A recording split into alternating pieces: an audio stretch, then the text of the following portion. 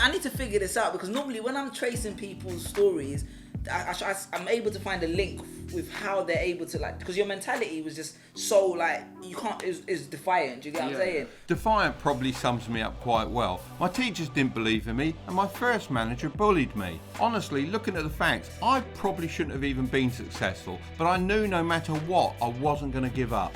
Today I'm on my way to London, as I've been invited onto a couple of shows. The first person I'm meeting is a fellow millionaire called Simon. We're going to be talking about what it actually means to become a successful entrepreneur. Hey. Hey. Welcome to the library. How are you? Yeah. Not too bad. Good to see you. We ready?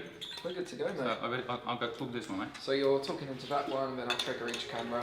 Mark, welcome. Very pleased to be here. Just for my audience that aren't on TikTok, you have 3 million followers last time I looked. Not only have you, of course, conquered the business world, it's quite amazing how you've also managed to connect to the next generation of entrepreneurs. Hopefully we're handing over some information that helps particularly the youngsters of today, just inspires them to think a little bit more than the norm. I feel a lot of youngsters automatically go into university. Now that could be pressure from parents, pressure from peers, pressure from the school, whatever it happens to be.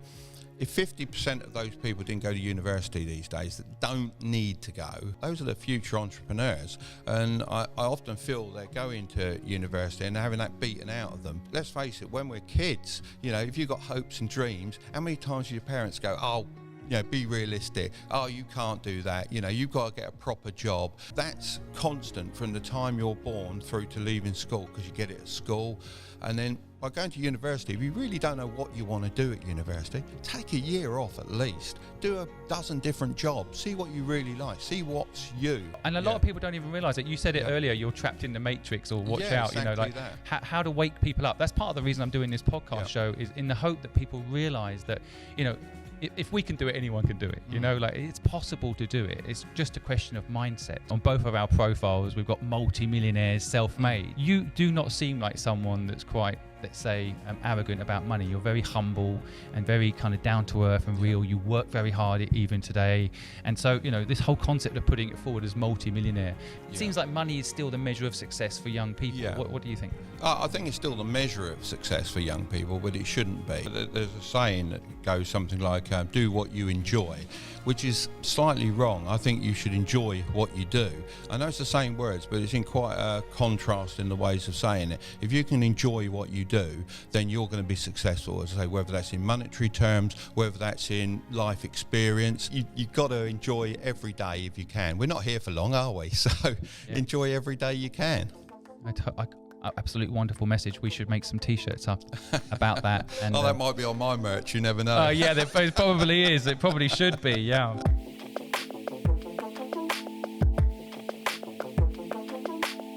Well, that was a really good podcast with Simon, and it got me thinking about luck. I've been very lucky through my life, and I've always thought, the harder I work, the luckier I get. But really, it's all about working smarter. The smarter you work, the luckier you get. And it's making yourself ready for opportunities that come along. If an opportunity comes your way to, buy a house at a knockdown price, or a car at a knockdown price, if you've not got enough put by, you can't take advantage of that lucky shot that you'll get. It's amazing, isn't it, really, how luck can play such a big part in everyone's life. Got one more show to do today with a lad called Sully. Absolutely amazing guy. Came to my attention with a spoken word he did on education and school. My school experience wasn't great. I wanted to get out at 16 as soon as I could leave school, because it wasn't teaching me anything. I was getting more and more and more frustrated. But because I left at 16 doesn't mean to say I stopped learning at 16. For some people, school just doesn't click. And for me, it was all about getting in the big wide world and learning from my mistakes. And I've made a lot of mistakes, but I don't like to look at them as mistakes. I like to look at them as learning opportunities. Now, I'm not saying that school is evil and there's nothing to gain, but all I'm saying is understand your motives and reassess your aims. Because if you want a job working for someone else, then help yourself. But then that would be a contradiction, because you wouldn't really be helping yourself, you'd be helping somebody else. There's a saying which says, if you don't build your dream, someone else will hire you to help build theirs. Redefine how you view education. Hi, Bro, sorry, how mate. you doing? How It's you the doing? COVID thing. Give I'm me good. some I'm of that. good. Yeah, man. Pleasure to have you in the studio today, Oh, man. so pleased to be here. We're having a great day, and it's just so nice to touch base with someone I watch so much on YouTube. Thank you, man. I'm watching you on TikTok as well, bro. Hey, So- feel the love. Feel the love. No doubt, man. No doubt, bro. Hello, everybody, and welcome to Seven Figures, a podcast where we talk about entrepreneurship, financial literacy, generating wealth. Today, we have an esteemed guest today. We have my friend Mark Tilbury, who dropped out of school at a very young age and managed to turn his passion for radio-controlled models into a multi-million business. How did it feel when you saw your first seven figures? Well, I can't actually remember seeing them because it would have been a multitude of investments, house properties, business, estimated worth, and so on and so forth. All I can say is once you get to seven figures, you've bought yourself freedom.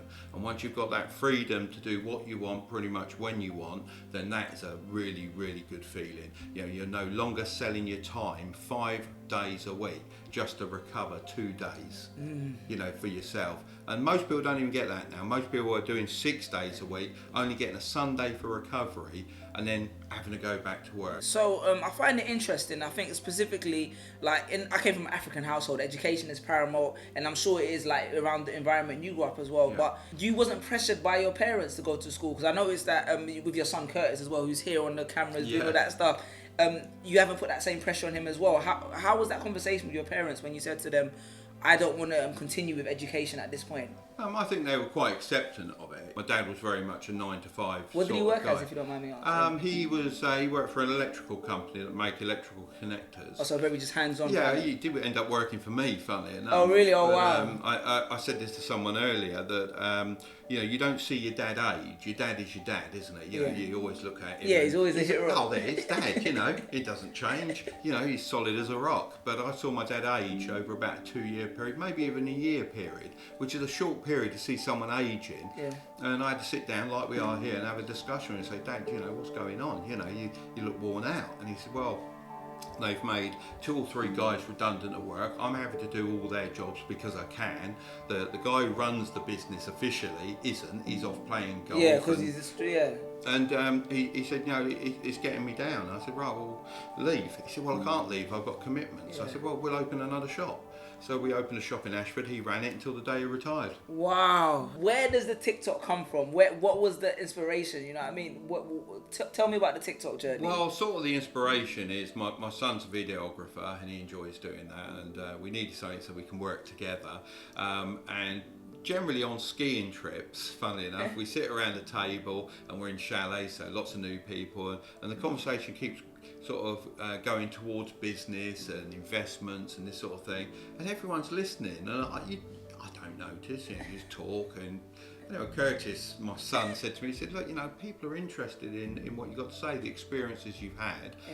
It's not normal, you know, these are, you've had a great life, you've amassed all this information. You know, if I can pass that on and people can learn and develop and improve their wealth, you know, or their life, they might want to go into business, they might just want to be a little bit better off by starting a side hustle to create a little bit more income so they can invest. May part with the money, but it's still there. Yeah. You know, when you buy some designer clothing, you go, whoa, don't I look good today? And tomorrow it's like, oh God, I've dropped half my dinner down here. You know, it's not as good as it was, and it cost me, you know, best part of £200. What's that all about? I really don't understand that. So. No, I rate it, man.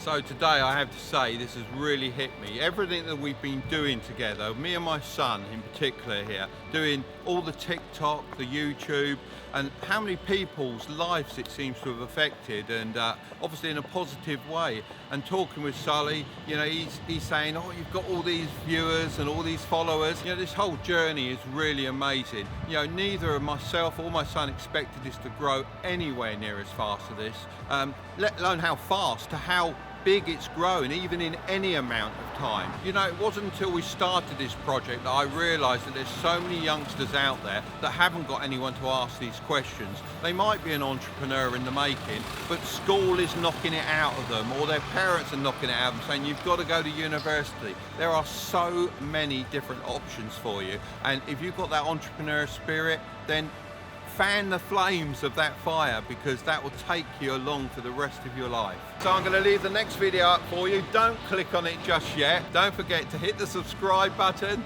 actually ring that old notification bell and like the video, and then we can make more for you. You can click on it now.